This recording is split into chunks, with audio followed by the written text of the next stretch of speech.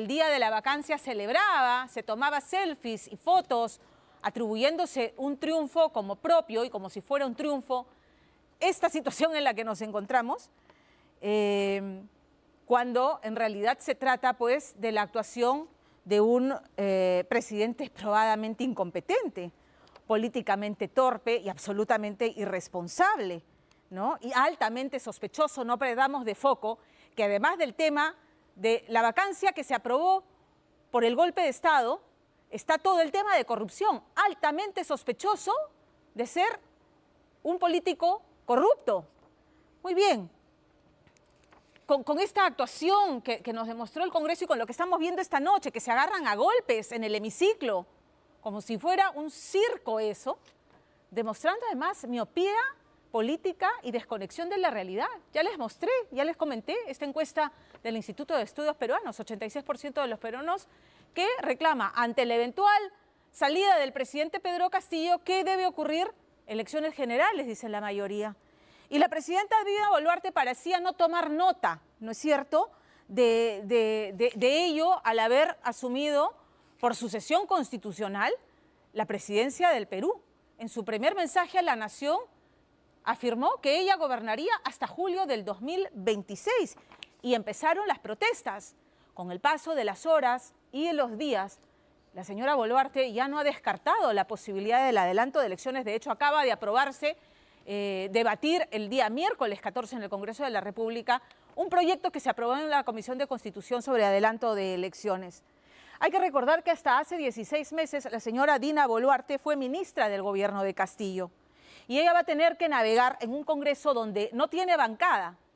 La señora Dina Boluarte fue apartada de Perú Libre, expulsada, no tiene partido. Y va a tener que buscar navegar con un Congreso absolutamente deslegitimado, apenas 10% de aprobación, si se puede llamar legitimidad a eso. Entonces, va a tener que gobernar así. Ella fue parte de este gobierno, del de Castillo. Sigue siendo el mismo gobierno, porque fueron elegidos en una plancha presidencial. Esa es la situación política real. Está claro que igualmente es suicida y responsable a reclamar para mañana el adelanto de elecciones. Hay una reforma política que se tiene que hacer. Pero quizás si ya las voces empiezan a apuntar, a tomar nota de este reclamo y que este adelanto de elecciones sea dentro del tiempo prudente. Vamos con Lorena Ormeño. Un año y medio después, las puertas de Palacio de Gobierno se abrieron a la prensa para mostrar a Dina Boluarte bailando al son de un huayno puneño en su segundo día como la primera mujer presidenta del Perú. Dina Ercila Boluarte Segarra zapateaba y se encomendaba a la Virgen, acaso rogando por sobrevivir a su frágil posición, pues hoy ostenta la presidencia luego que Pedro Castillo diera el autogolpe más corto y torpe de la historia, apoyado únicamente por un grupo reducido que llegó a Lima como aparato de choque para avalar su aventura golpista. ¡Delincuente, lárgate de mi país! ¡Hijo de delincuente, Un día antes, Boluarte llegaba al Congreso de la República para asumir la primera jefatura del Estado. Y mientras Castillo ya estaba detenido, ella recibía el saludo de las Fuerzas Armadas que se pusieron del lado de la Constitución. Juro por Dios, por la patria y por todos los peruanos que ejerceré fielmente el cargo de Presidenta de la República desde este momento hasta el 26 de julio del 2026. Se ha producido un intento de golpe de Estado, una impronta promovida por el señor Pedro Castillo, que no ha encontrado eco en las instituciones de la democracia y en la calle. Solicito una tregua política para instalar un gobierno de unidad nacional. Reconoció la corrupción y pidió una tregua, pero no hubo llamado para convocar a nuevas elecciones, confirmando así su intención de mantenerse los 3 años y medio del mandato restantes y con ella un Congreso totalmente desprestigiado. Para algunos, el primer error en los primeros minutos de su mandato. La pretensión que ellos han tenido permanentemente ha sido de entornillarse al cargo. Y objetivamente viven de espaldas a la realidad. Lo que siento que ha sido chocante ver que ellos festejaban como un triunfo la vacancia del presidente Castillo, ¿no? No por Castillo, te repito, y que eso que sea enfático. Castillo cruzó el Rubicón, cometió un golpe de Estado, ha cometido delitos y solo se puso la soga al cuello. Pero el Congreso no está entendiendo que ellos también están cuestionados y han sido cómplices. Según la declaración de Salatiel Marrufo, varios congresistas recibieron dinero de parte de Pedro Castillo para votar de una determinada manera, aparte de los niños. Y en ese mensaje de la Nación manifestar claramente, ¿no?, su predisposición para un adelante de elecciones, pero hacer énfasis en que esa responsabilidad está en ustedes, señores congresistas. Un gobierno que carece de bancada parlamentaria, que carece de partido político y carece de popularidad.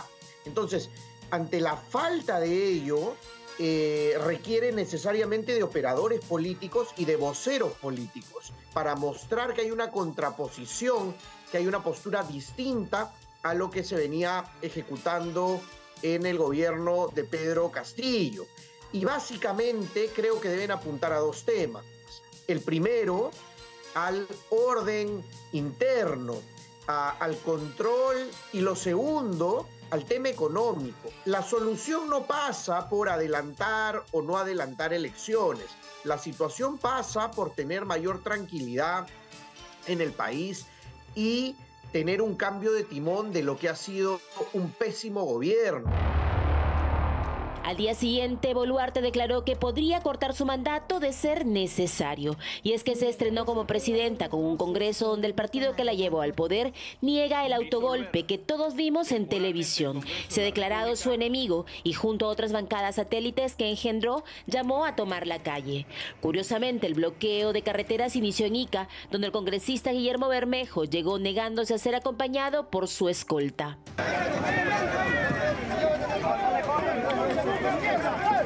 Surgieron otras protestas en Lima, Arequipa, Cusco y Apurímac, donde secuestraron varias horas a 2 policías. Pues aunque según un reporte policial, los manifestantes de todo el país no llegan ni a los 2.000, son personas violentas. No nos olvidemos que Perú Libre tiene muchos millones provenientes, entre otros, del narcotráfico, del terrorismo y de la corrupción.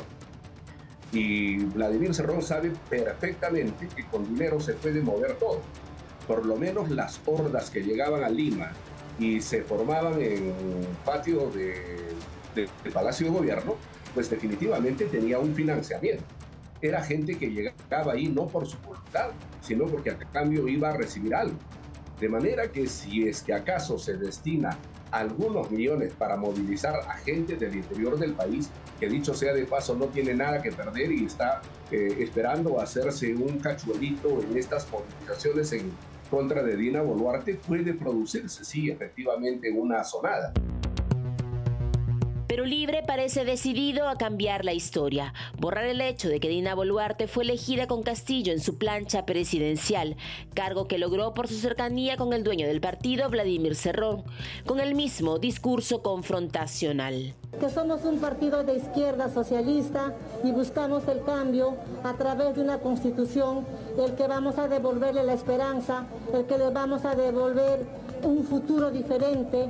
La clase media acomodada limeña seguramente dejará de ser clase media acomodada. Boluarte, apurimeña de 60 años, abogada y exfuncionaria de RENIEC, además de ser señalada por supuestos contratos de su familia con el Estado, es investigada por la presunta recepción irregular de dinero de los dinámicos del centro para pagar la caución de Vladimir Cerrón y evitar que vuelva a la cárcel por corrupción. Era hasta hace unos meses aliada y soporte de Castillo.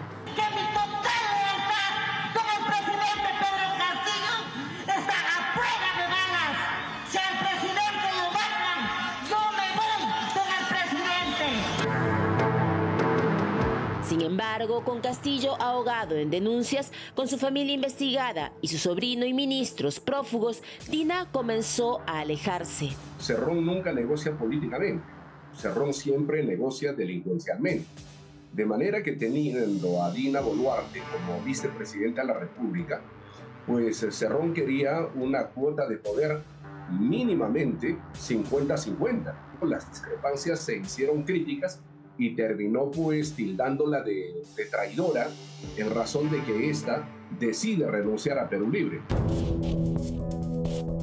Esta semana, con el apoyo prestado de una voluble oposición y la izquierda del Congreso abiertamente en su contra, Dina Boluarte armó su primer gabinete. 3 días después del autogolpe, otro Pedro entró a Palacio. Pedro Angulo, el nuevo presidente del Consejo de Ministros. Sí, juro. Boluarte incluyó en el juramento una línea contra la corrupción. 8 mujeres integran su gabinete de técnicos, pero con 2 carteras sin cabeza, las de trabajo y transportes.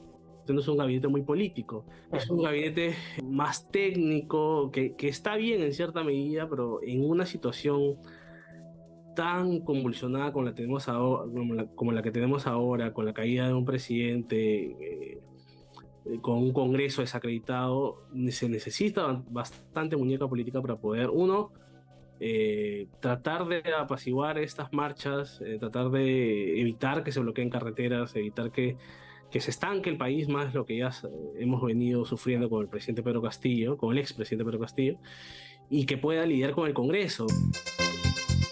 Y el punto flaco es el flamante premier Pedro Angulo, abogado, historiador y comunicador. Fue decano del Colegio de Abogados de Lima, ex vocal superior del Poder Judicial, pero tiene 3 investigaciones fiscales abiertas, supuestos vínculos con César Inostroza y denuncias por presunto acoso. Hay un personaje con una serie de cuestionamientos que le abre, digamos, una arista de críticas quizá innecesarias. A contramano de ello, toca decir también que hay varios profesionales destacados, con trayectoria en el Estado. Me refiero, por ejemplo, al MEF. Cuando algunos dicen era el viceministro en la época de Castillo, claro, pero es un funcionario que ha estado muchos años en el MEF y que ha sido funcionario en varios gobiernos. Se pueden hacer muchas críticas a este gabinete, pero si uno lo compara con los 5 gabinetes de Pedro Castillo, evidentemente este es mejor. Claro, la valla era bastante baja. Tenemos a 6 presidentes en 5 años y eso es evidente de que el país no está tolerando y ha caído en una impaciencia compleja. Porque está aburrida, dice quiero tranquilidad, yo quiero trabajar, quiero comer, si quieren mátense ustedes y entre ustedes, pero déjenme a mí acceder a mi trabajo. Pero, perdón, nosotros somos parte de un todo, así que tenemos que entender también como sociedad que es responsabilidad nuestra en las próximas elecciones aprender y saber por quién votar para no tener este descontento que hemos tenido. Hago un llamado fraterno a la calma, a la tranquilidad y a la paz social. Evitemos conflictos que pongan en riesgo nuestra hermandad como peruanos. Estoy atenta a las preocupaciones y demandas sociales y ofrezco mi mano abierta para atender justos reclamos. Una vez más, Boluarte pidió una tregua ante un Congreso cambiante y una calle siempre al borde del incendio. Habría que compararlo con el inicio de Martín Vizcarra, ¿no? Acuérdate que en el caso cuando Martín Vizcarra asume el gobierno tras la PPK, también hubo una especie de luna de miel donde el fujimorismo y otras fuerzas de oposición le dieron el beneficio de la duda, pero que sin embargo fueron pasando los meses y la situación fue volviéndose más conflictiva. Debe mostrar fortaleza el gobierno y fortaleza básicamente plasmada en el equipo y en la agenda. Porque la presidenta Boluarte busca cercanía, por ejemplo, con los recientemente electos gobernadores o con algunos alcaldes provinciales que puedan tener cierto prestigio, cierta legitimidad y respaldo popular en varias provincias. Pero no solo es un reto para ella. El Parlamento también está en la mira, con grupos recalcitrantes que piden su cierre y figuras como Antauro Humala, que exige cambio de constitución, aunque haya salido abuchado en su llegada a Lima.